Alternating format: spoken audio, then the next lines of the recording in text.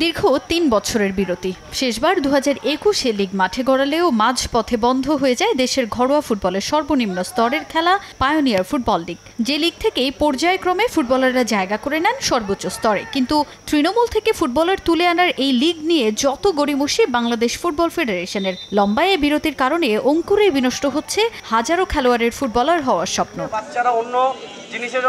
গেল বেশ কয়েক বছর ধরে হাজারো আশ্বাসের পরও লিগ মাঠে না গড়ানোয় এবার ক্ষুব্ধ প্রতিক্রিয়া ক্লাব কর্তা ও ফুটবলারদের। বাফুফের এমন উদাসীনতায় ফেডারেশনের সামনে এবার প্রতিবাদ সমাবেশ করল দেশের বিভিন্ন স্থানের বেশ কয়েকটি ক্লাব ও ফুটবলাররা। ব্যানার ফেস্টুন হাতে 15 না পেরোনো এই ফুটবলারদের দাবি একটাই, দ্রুত লিগ আয়োজন। হামজা শমীদদের আগমনে দেশীয় ফুটবলারদের প্রতি অনীহা বেড়েছে বাফুফের বলে দাবি তাদের। ফেব্রুয়ারিতে জাতীয় নির্বাচন এবং খেলোয়াড় যারা রয়েছে উঠতি খেলোয়াড়, তাদের স্কুলের পরীক্ষার একটি বিষয় আছে। তো এর মধ্যে যদি একটা সুবিধাজনক একটা সময়ে যদি খেলাটি আয়োজিত না হয়, এই খেলোয়াড়রা কিন্তু আসলে খেলতে পারবে না। বাংলাদেশ ফুটবল ফেডারেশন শুধু সিনিয়রদের নিয়ে ব্যস্ত রয়েছে, তারা হামজাকে নিয়ে ব্যস্ত। তারা যদি কোনো সুদৃষ্টি না দেয়, আমরা বৃহত্তর আন্দোলন এবং বৃহত্তর কর্মসূচি ঘোষণা করব। আজও একাডেমিক প্র্যাকটিস করছি, কোনো লিগ খেলতে পারছি না।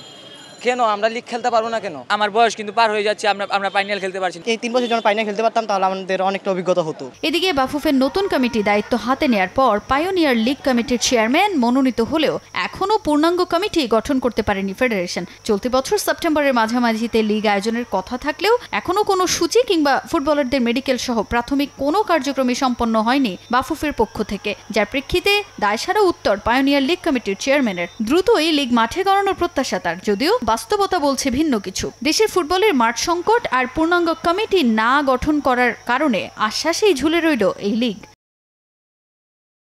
আমরা খেলা চালু করার সম্পূর্ণ প্রস্তুতি নিয়েছি। মাঠ অবজারভেশন হয়েছে, ঢাকা সাউথে 8টা মাঠ অলরেডি দেখা হয়েছে এবং নর্থেও 60টার মতো মাঠ দেখা হয়েছে। আমরা শুধু চিঠিগুলি দিব, চিঠিগুলি দিয়ে মাঠগুলোকে এনশিওর করব।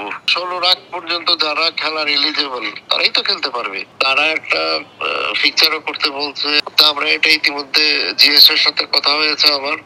যদিও সেপ্টেম্বরে পায়োনিয়ার লিগ আয়োজনের কথা থাকলেও বাফুফের গড়িমসিতে এ লিগ পিছিয়ে যেতে পারে আরও অনেক। তাজিন খন্দকার, সময় সংবাদ, ঢাকা।